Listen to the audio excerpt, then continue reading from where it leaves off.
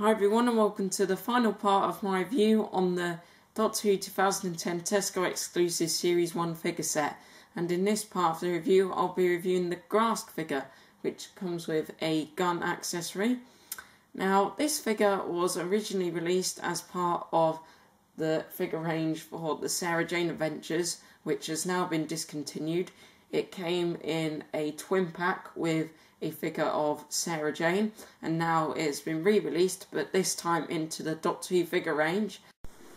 Now some of you might be thinking, what on earth is a Graske figure doing in the Series 1 figure set? Now this Graske did actually appear in a short interactive TV episode called Attack of the Graske, which featured David Tennant as the 10th Doctor. And in that episode you had to use your TV remote to control the TARDIS and answer different questions, and the main villain in that short episode was the Graske. Okay, so now I'm going to start saying my opinions and thoughts on this figure, and first of all I'm going to start talking about the sculpt and the detail. Now the head sculpt for this figure is very good in my opinion. It has a very good likeness to the Graske. The eyes have been painted very nicely and they look very creepy. We can also see some of the teeth inside the Graske's mouth, and we can also see all the brown splodges on top of the Graske's head. Overall, a very good head sculpt, looks very accurate, and like I said before, has a great likeness to the Graske. The clothing is just a black outfit, and there isn't really much I can say about it, but it does look very screen accurate, and it also does have a lot of creases on it to make it look very lifelike, and the same goes for the trousers at the bottom here. And we can also see this item on the belt which holds his gun accessory, which I'll be talking about later in the video.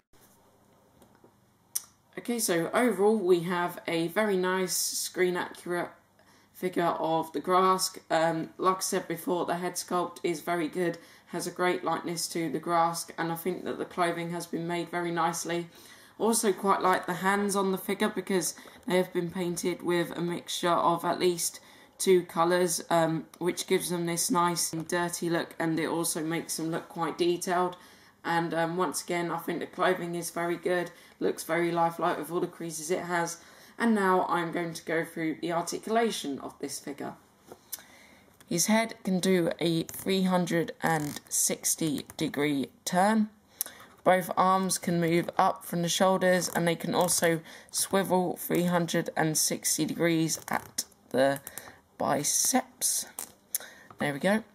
And they can also bend up at the elbows, and both hands can turn 360 degrees.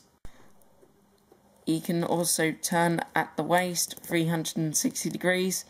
And the legs only have 2 points of articulation, which are at the top, at the waist, and also at the knees where they can bend a bit.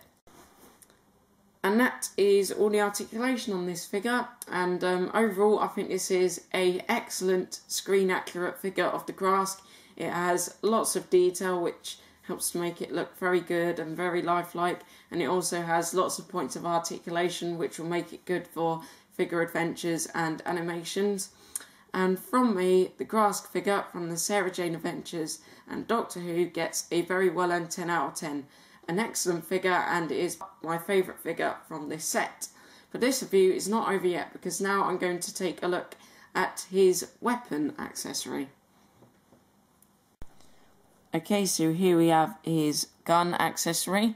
Now he used this in the Sarah Jane Adventures to teleport Maria Jackson into this weird place of complete nothingness. I don't think the Graskes in Doctor Who have ever used this weapon, but this will come in handy for those of you that are doing figure animations or figure adventures. It is mainly black, but it does have this grey bit here, and it does look pretty accurate to the actual prop. And the accessory does also fit into his right hand, which has been designed to hold it. And from me, the teleportation gun accessory, as I like to call it, gets a very well earned 10 out of 10. A very good accessory and a very screen accurate one as well. And that is all I have to say for my review of this Graske figure. Once again, I think this is an excellent figure because of its great head sculpt, great detail, and also brilliant articulation. I also really like the accessory it comes with, And I also think that it's really nice that Culture Options decided to put this figure in this figure set, because it is quite a hard figure to find with the Sarah Jane Adventures figure that it was originally released with in the Sarah Jane Adventures figure line.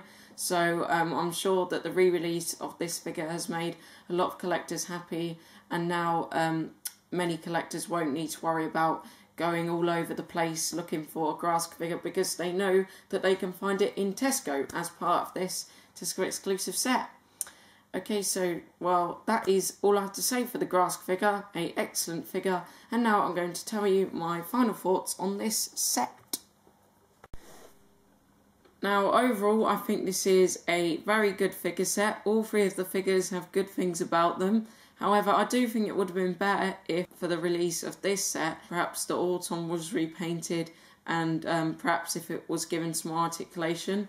I also think it would have been better if the Sycorax leader had some more arm articulation, but I don't have any problems with the Graske figure.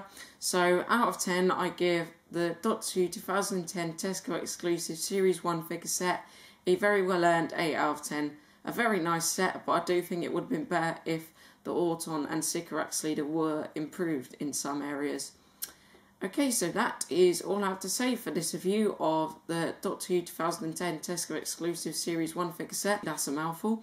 Anyway, my next review will be of another Series 5 figure, which is one from Wave 1F, and it will be of Prisoner Zero. Thanks for watching, YouTubers, and I'll see you again soon.